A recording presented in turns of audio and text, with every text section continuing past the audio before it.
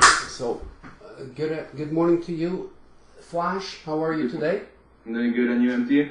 Fantastic. Look, Flash, we've got 10 minutes to do this, all right?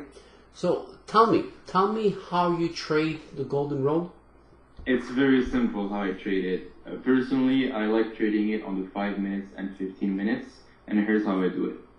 First of all, I look if there's a clear road. If the road is closed or it's choppy, I just stay away from it. Okay, so let me see if I understand what the road is. You're speaking of the 5 minute time frames, and the 5 minute time frames, of course, is this, right? Yeah, so, exactly. So is this the road? Or you're looking at these lines, right? So this for you is the road, right? These exactly. Two lines. So here on the UJ, that's the road. Here, that's the road, right? This is the road, right? It's the Golden Road. It's the Golden Road. This is the Golden Road, okay? So I just want to make it clear for everybody. This is the Golden Road. So you're starting off with your 5 minute. This is the Golden Road. All right. So what do you do with this road that you're speaking of here on 5 minutes? With the road, I look if it's closed or if it's a clear open road. And the reason I do so is because if it's a clear open road, it means that we have a trend. Okay, so let's identify what a clear golden road is. Like in this case, it's pretty clear because you've got space between it, right?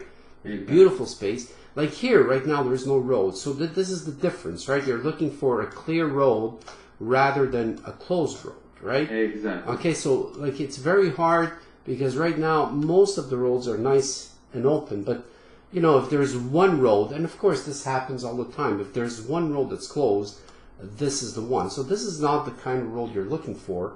You're looking for nice open roads. All right, very clear. Go ahead.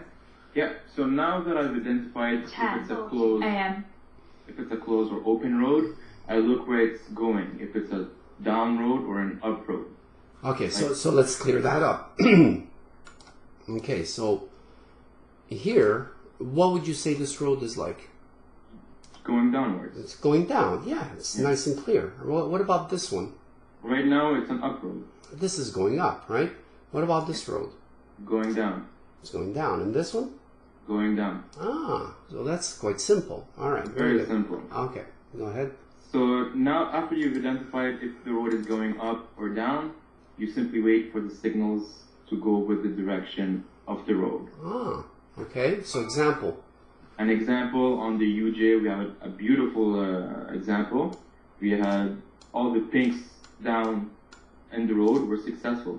The road was down, signals were down, you take it down and you get your pips.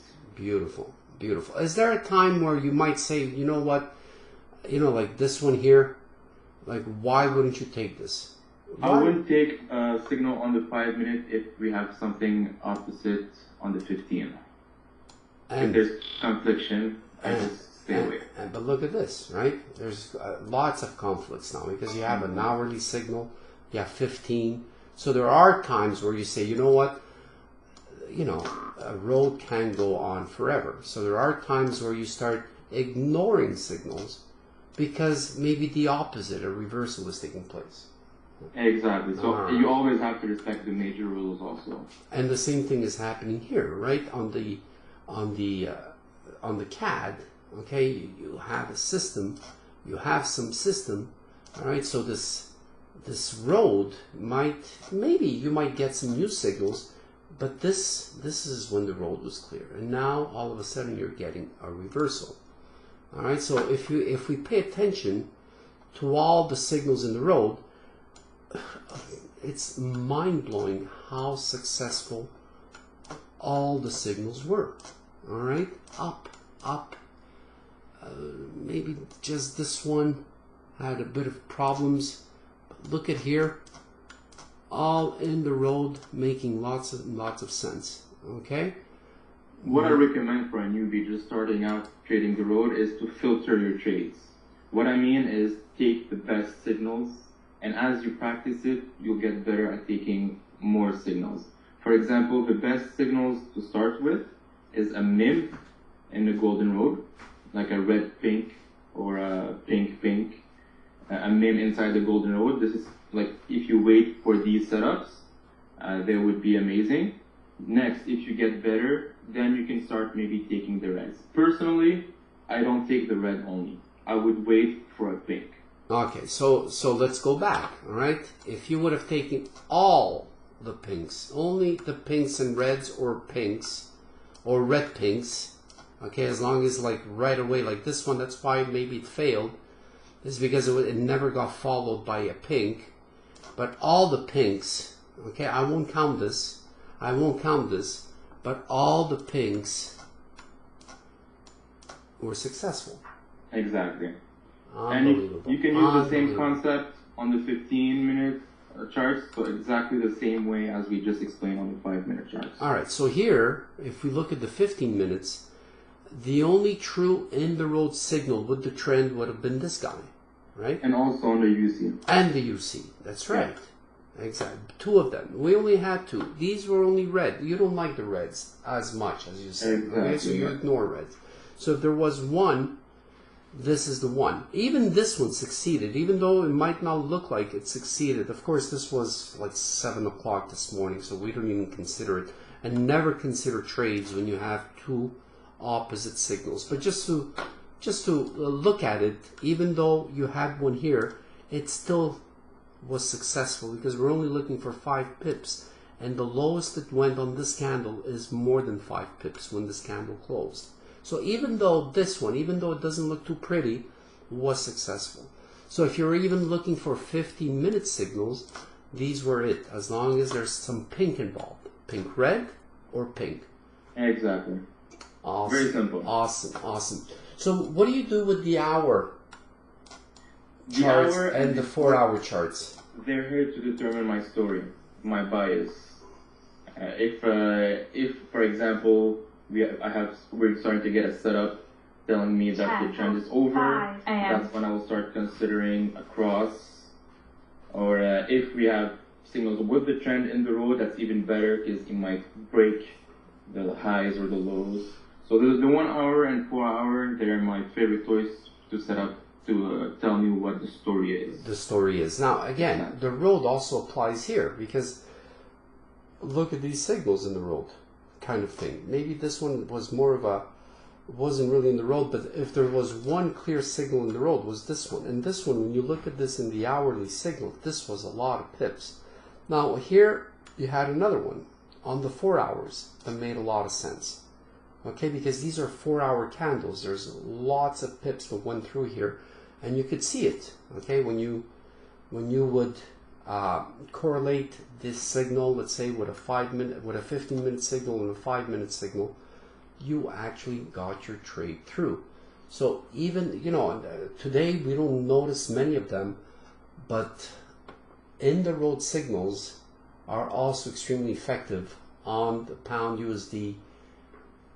Meaning on all the pairs on 4 hours and 1 hour, building into the story, trying to build a story that maybe sometimes even starts off with the 4 hour in the road, into the hour, into the 15 minutes, into the 5 minutes, and into the 1.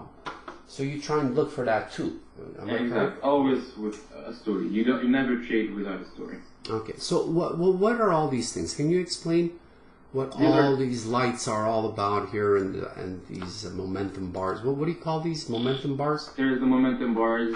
You can call them traffic lights. When to trade and when to not trade. They are excellent to use for your entry. We had a question in the chat. If I use the momentum bars, yes. Let's say I get a signal, and with the road, everything making sense, I will enter the trade within 2 situations. Whether the signal survives, or if I get momentum pushing it, then I will get in right away. And momentum, I need at least 2-3 bars. 1 bar is not enough for me. Almost like you were almost here, kind of like looking at this taking place as you explained it. The signal is in here, but it's still not a solid signal.